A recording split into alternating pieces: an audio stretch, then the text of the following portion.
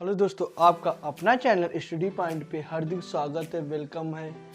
आज आप लोगों को हम इकोरेटिक सेल के बारे में संपूर्ण जानकारी देंगे, जो मोस्ट इम्पॉर्टेंट टॉपिक है कॉम्पिटिटिव एग्रीकल्चर एग्जाम से। इस टॉपिक से बहुत क्वेश्चन बनते हैं और बायोलॉजी का मेन टॉपिक है इकोरेटिक संरचना क्या होती है, इसमें कौन कौन से पाए जाते हैं तत्व, उसके बारे में संपूर्ण जानकारी देंगे। जो भी चैनल पर नए हैं पहले चैनल को सब्सक्राइब करें, बेल आइकन घंटी को इम्प्रेस करें ताकि नोटिफिकेशन सबसे पहले उसके पास पहुंचे। अपने सभी दोस्तों को क्लास को शेयर कर दें। क्या मुझे एग्रोनॉमी से इश्क था, वो हार्टिकल्चर की दीवानी थी। क्या वो हार्टिकल्चर की दीवानी थी? हम दोनों एग्रीकल्चर वालों की यही कहानी थी। तो आज बताएंगे कि प्रोकोरेटिक और इकोरेटिक सेल इसका डिफरेंस है। तो पिछली कक्षाओं में हम डिफरेंस करवा चुके हैं, अगर नहीं देखा तो प्लेलिस्ट में जाके प्रोकोरेटिक और इकोरेटिक सेल का डिफरेंस देख लें। आज हम इकोरेटिक सेल्स की स्ट्रक्चर की बात करेंगे। जो इकोरेटिक जो शब्द होता है, क्या ग्रीक भाषा शब्द है। इकोरेटिक शब्द जो होता है ग्रीक भाषा का शब्द होता है, या इसे कोशिका का प्राथमिक संरचनात्मक इकाई कहते हैं। इसे कोशिका की प्राथमिक संरचनात्मक इकाई कहते हैं। क्या है? इकोरेटिक ग्रीक भाषा का शब्द है, इसे कोशिका की प्राथमिक संरचनात्मक इकाई कहते हैं। और इसमें क्या प्रारंभिक केंद्रक पाया जाता है। क्या प्रारंभिक केंद्रक भी कहा जाता है या पाया जाता है। तो इसमें जो पाए जाने वाले तत्व का माइटोकॉन्ड्रिया, गाल्गी काय, लाइसोसोम्स, राइबोसोम्स, एंडोप्लाज्मिक रेटिकुलम इत्यादि तत्व पाए जाते हैं। तो उनके बारे में संपूर्ण जानकारी देंगे।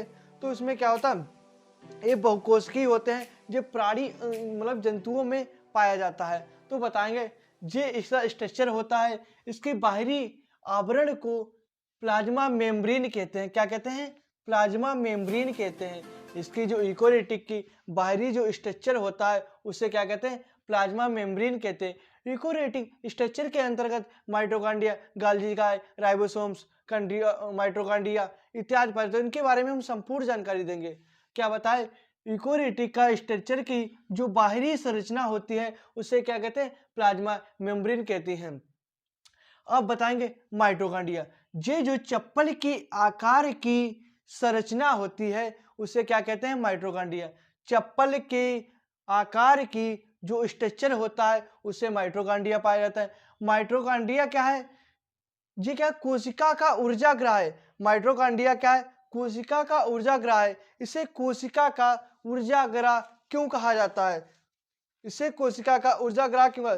क्योंकि इसमें क्या होता है, एटीपी का एडेनोसिन ट्राइफॉस्फेट के ऑक्सीकरण के फलस्वरूप ऊर्जा का निर्माण होता है, जो 38 एटीपी होते हैं। इसीलिए माइटोकॉन्ड्रिया को क्या कोशिका का ऊर्जा कहते हैं। माइटोकॉन्ड्रिया की खोज बेंडा नामक विज्ञानी ने की थी।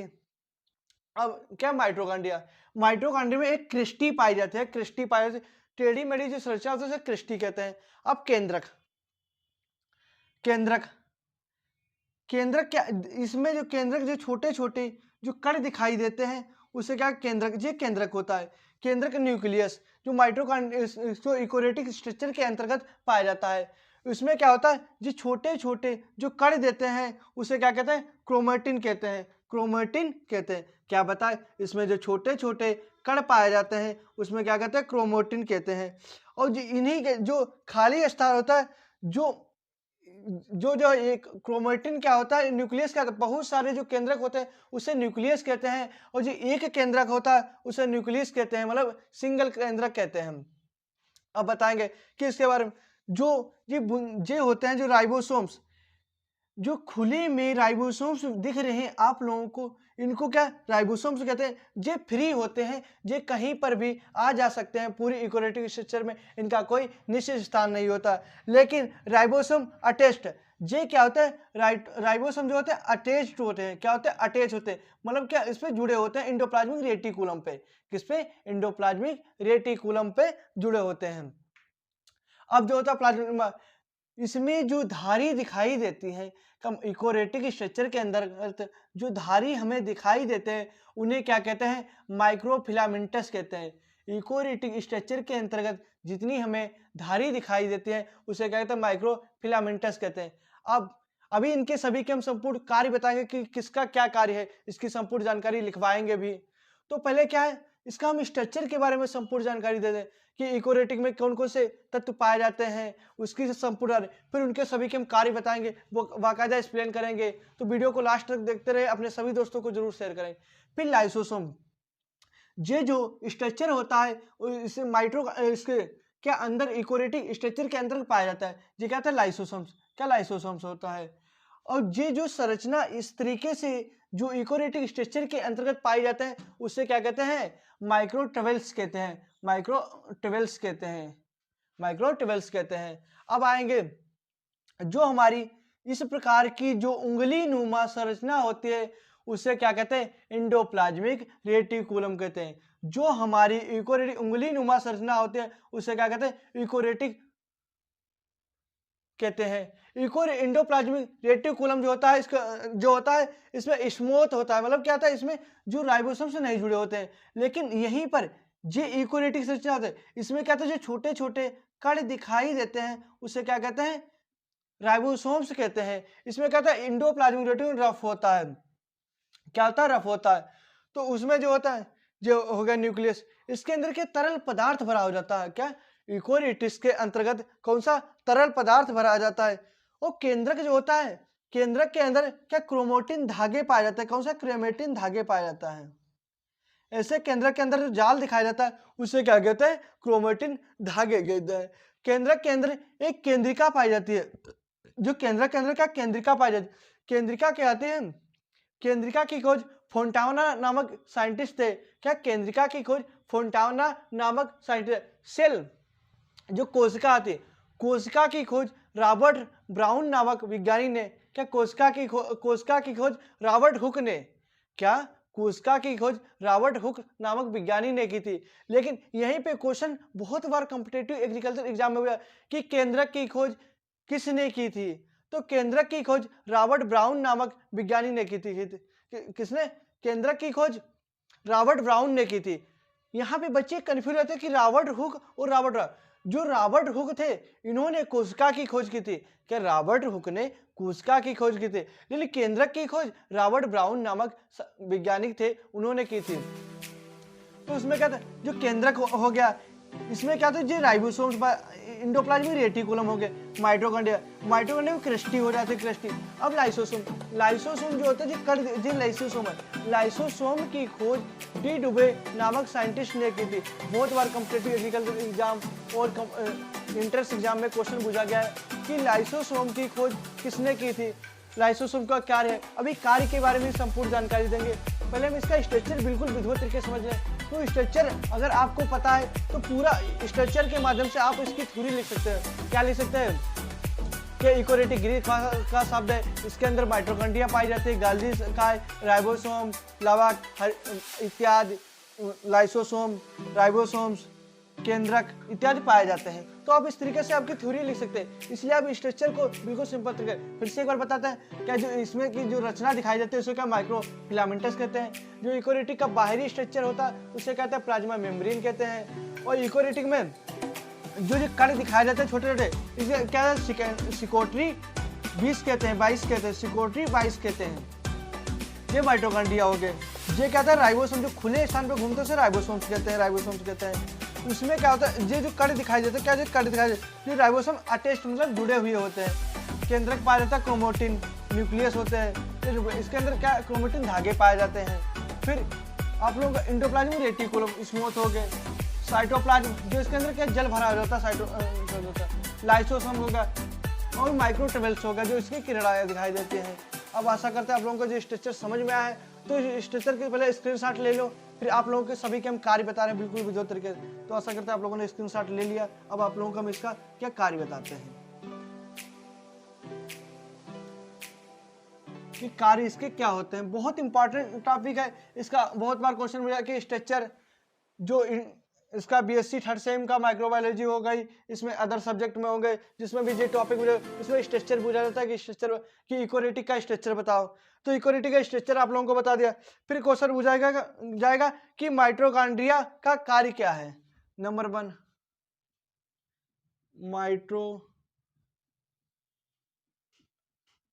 माइटोकॉन्ड्रिया का माइटोकॉन्ड्रिया का जो कार्य होता है, क्या होता है माइटोकॉन्ड्रिया का? टीएससी चक्र। क्या टीएससी का, क्या इसे माइटोकॉन्ड्रिया का कार्य कहता है? ऊर्जा, एटीपी, एटीपी एडेनिन ट्राइफॉस्फेट अणुओं का निर्माण होता है। इसमें कितने अणुओं का निर्माण? 38 एटीपी। इसीलिए इसे क्या कहते हैं, इसका क्या कहते हैं? इसको का पावर हाउस कहते हैं, ऊर्जा ग्रह कहते हैं, ग्रह कहते हैं। क्या बताएं? माइटोकॉन्ड्रिया का एटीपी अणुओं का निर्माण, 38 एटीपी अणुओं का निर्माण होता है। माइटोकॉन्ड्रिया कोशिका का पावर हाउस या ऊर्जा ग्रह भी कहते हैं। अब दूसरा क्वेश्चन, बहुत बार क्वेश्चन कॉम्पिटिटिव है कि राइबोसोम्स का कार्य बताओ।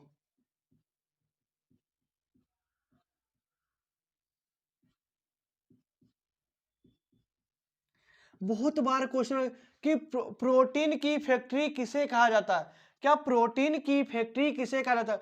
तो प्रोटीन की फैक्ट्री राइबोसोम्स को कहा जाता है। प्रोटीन की फैक्ट्री या प्रोटीन संश्लेषण, प्रोटीन की फैक्ट्री या प्रोटीन संश्लेषण। अगला क्वेश्चन बताएंगे, क्या माइटोकॉन्ड्रिया का ऊर्जा ग्रह हो गया और राइबोसोम से क्या कार्य हो गए? लवक, लवक का जो कार्य होता है, लवक का क्या कर, लवक, लवक 3 प्रकार के होते हैं, हरित लवक, वर्णी लवक, अवर्णी लवक।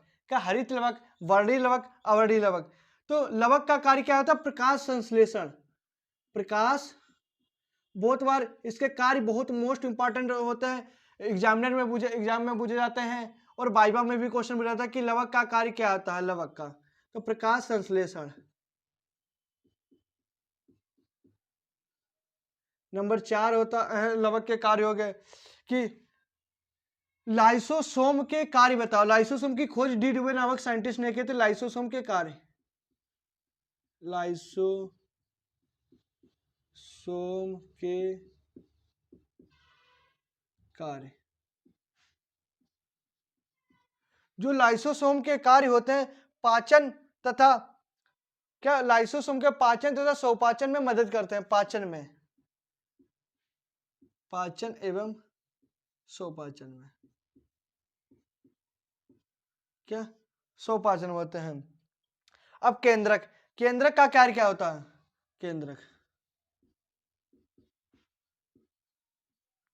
केंद्रक का कार्य डीएनए का संश्लेषण, क्या डीएनए का संश्लेषण, डीएनए का संश्लेषण। अब यहां पे जब डीएनए शब्द आ गया तो डीएनए की भी हम जानकारी दे दें कि डीएनए और आरएनए। बहुत बार क्वेश्चन हुआ कि डीएनए का पूरा नाम लिखा है, डीऑक्सी राइबो न्यूक्लिक अम्ल। क्या डीऑक्सी राइबो न्यूक्लिक अम्ल, डीऑक्सी राइबो न्यूक्लिक अम्ल। आरएनए का राइबो न्यूक्लिक अम्ल, राइबो न्यूक्लिक अम्ल। डीएनए क्या होता है? डीएनए, डीएनए का पूरा नाम डीऑक्सी राइबो न्यूक्लिक अम्ल, आरएनए का था राइबो न्यूक्लिक अम्ल। तो इतने कार्य हो गए कि माइटोकॉन्ड्रिया का कार्य का एटीपी अणुओं का निर्माण करना, इसे ऊर्जा ग्राह कहते हैं। राइबोसोम्स का कार्य होता है प्रोटीन की फैक्ट्री कहा जाता है या प्रोटीन संश्लेषण। लवक का कार्य प्रकाश संश्लेषण। लाइसोसोम का कार्य पाचन तथा स्वपाचन में। केंद्रक का होता है डीएनए का संश्लेषण। डीएनए का पूरा डीऑक्सी राइबो न्यूक्लिक अम्ल होता है। आरएनए का राइबो न्यूक्लिक अम्ल होता है। अब आगे बताएंगे क्वेश्चन, जितने इसके मोस्ट इंपोर्टेंट क्वेश्चन है। लास्ट क्वेश्चन है कि अंतःद्रव्य जलिका, अंतःद्रव्य जलिका इसे कहते हैं इंडोप्लाज्मिक रेटिकुलम, इंडोप्लाज्मिक रेटिकुलम। इसका कार्य क्या था? इसे उपापचयी पदार्थों की पूर्ति, क्या उपापचयी पदार्थों की पूर्ति, उपापचय पदार्थों की पूर्ति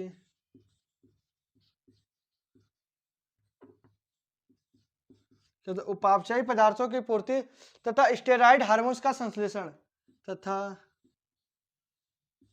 स्टेरॉइड हार्मोन्स का संश्लेषण हार्मोन्स का संश्लेषण क्या बताया कि माइटोकॉन्ड्रिया की का कार्य क्या एटीपी, इसमें 38 एटीपी ऑक्सीकरण के द्वारा 38 एटीपी अणुओं का निर्माण। एटीपी का पूरा नाम एडिनिन ट्राइफॉस्फेट होता है। राइबोसोम्स का कार्य प्रोटीन की फैक्ट्री का रहता है। बहुत बार क्वेश्चन की प्रोटीन की फैक्ट्री लवक क्या है, प्रकाश संश्लेषण करता है। लाइसोसोम क्या है, पाचन तथा स्वपाचन में मदद करता है। केंद्रक का डीएनए का संश्लेषण करना। डीएनए का पूरा नाम डीऑक्सीराइबोन्यूक्लिक अम्ल होता है। इसी पर आरएनए का पूरा नाम राइबोन्यूक्लिक अम्ल होता है। अंतःप्रदप जलिका का उपापचयी पदार्थों की पूर्ति तथा स्टेरॉइड हार्मोन्स का संश्लेषण करते हैं। आशा करते हैं आप लोगों को ये क्लास अच्छी लगी होगी। अगर क्लास अच्छी लगी तो आप लोगों को कमेंट करके सादर आमंत्रित, कमेंट जरूर किया करो किस प्रकार से आप लोगों को क्लास लगी। और किसी भी टॉपिक में आप लोगों को दिक्कत है तो कमेंट करके बता कि भैया इस क्लास की वीडियो बना दे। जय हिंद, जय भारत, धन्यवाद।